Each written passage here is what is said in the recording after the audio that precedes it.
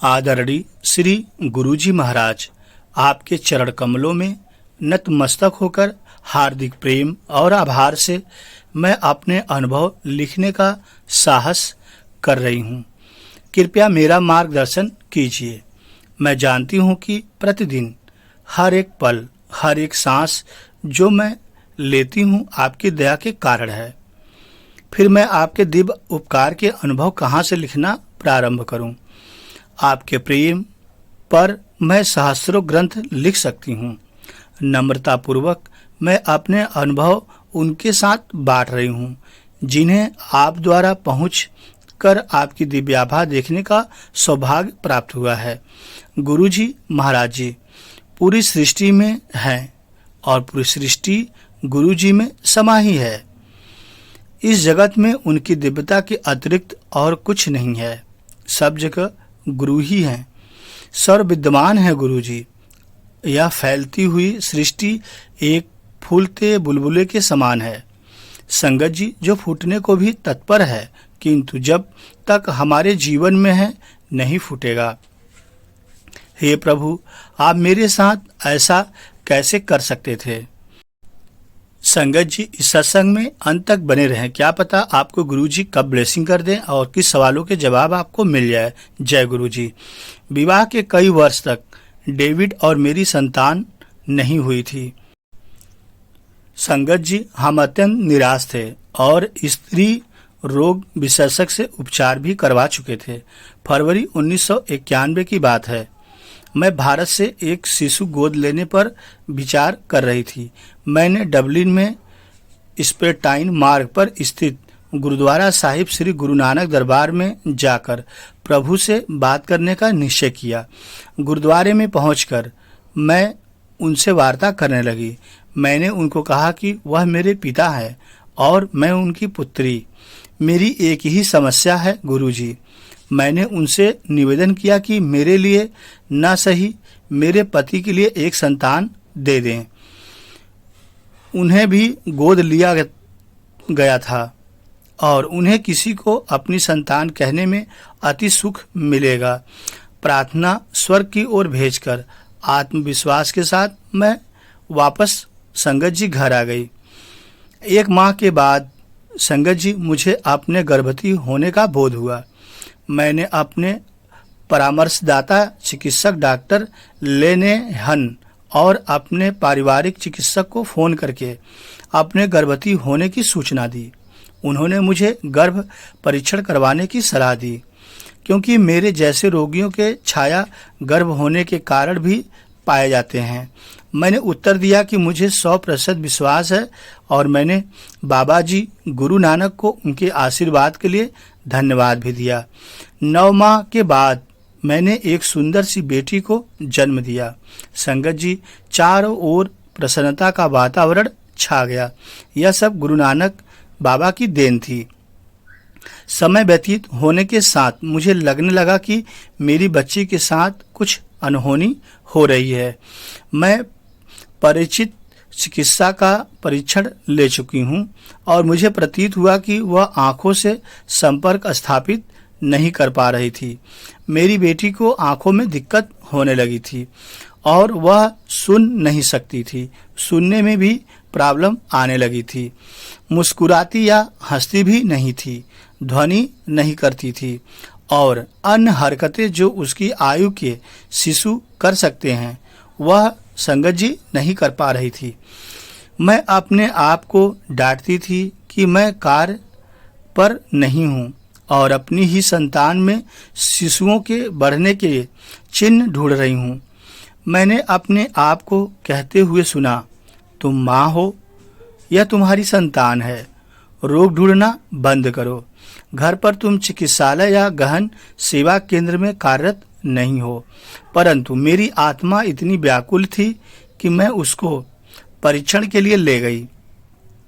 विशेषज्ञ ने आकस्मिक मार्ग अपनाते हुए उसे तुरंत देश के सर्वप्रसिद्ध स्नायु रोग विशेषज्ञ के पास भेजा और हमारी कठिनाइयां आरंभ हो गई। संगत जी, मैंने सीटी स्कैन, मस्तिष्क स्कैन, ईसीजी इत्यादि अनेक परीक्षण कराए और अंततः चिकित्सक ने निष्कर्ष सुनाया कि उसे प्रमस्तिष्क पक्षाघात सेरेब्रल पाल्जी में है। हमें बताया गया कि सीना कभी बैठा या चल नहीं पाएगा और समय के साथ उसकी मुखाकृति विकृत हो जाएगी।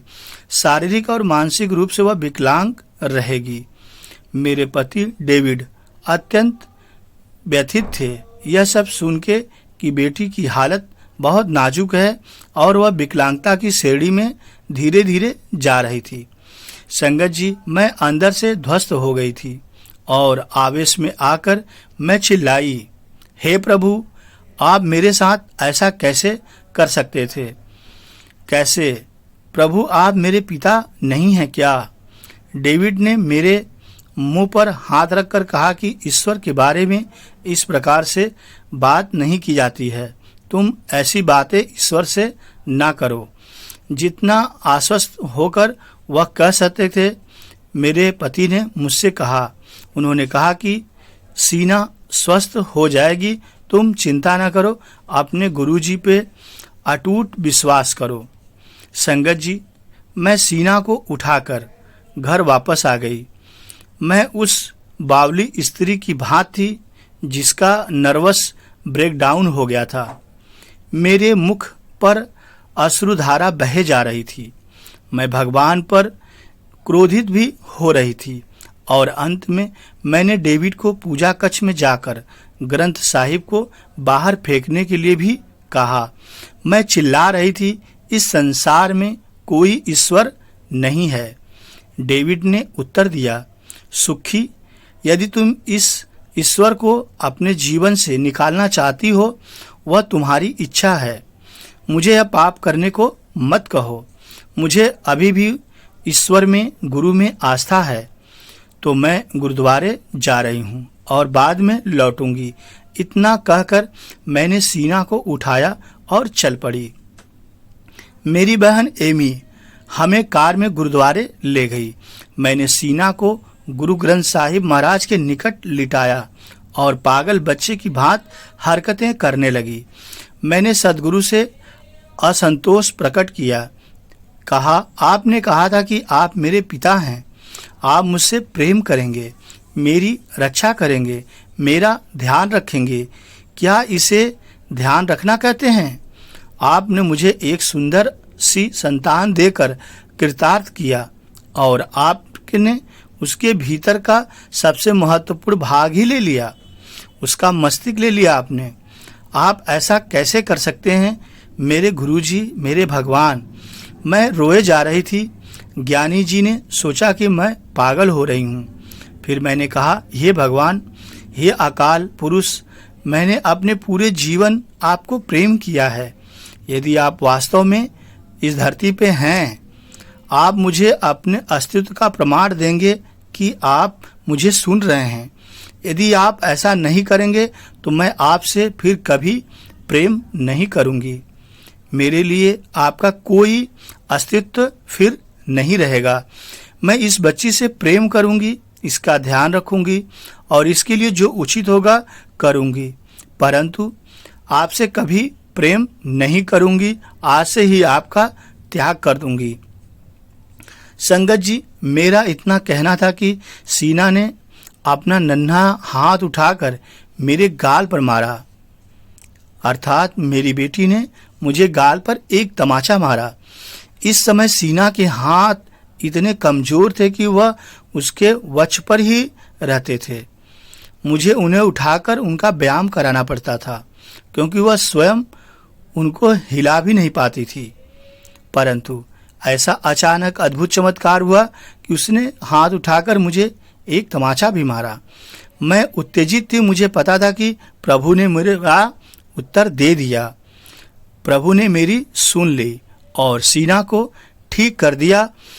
संगत जी, मैं इतना बेहद खुश हुई कि मैं गुरु जी के चरणों में गिर पड़ी, उनसे क्षमा याचना की और गुरु जी, मैंने अब जान लिया है कि आप धरती पे हमारी और सबकी रक्षा करने आए हैं। आप साक्षात शिव हैं, महाशिव हैं, सब हैं हमारे। जय गुरु जी, शुक्राना गुरु जी।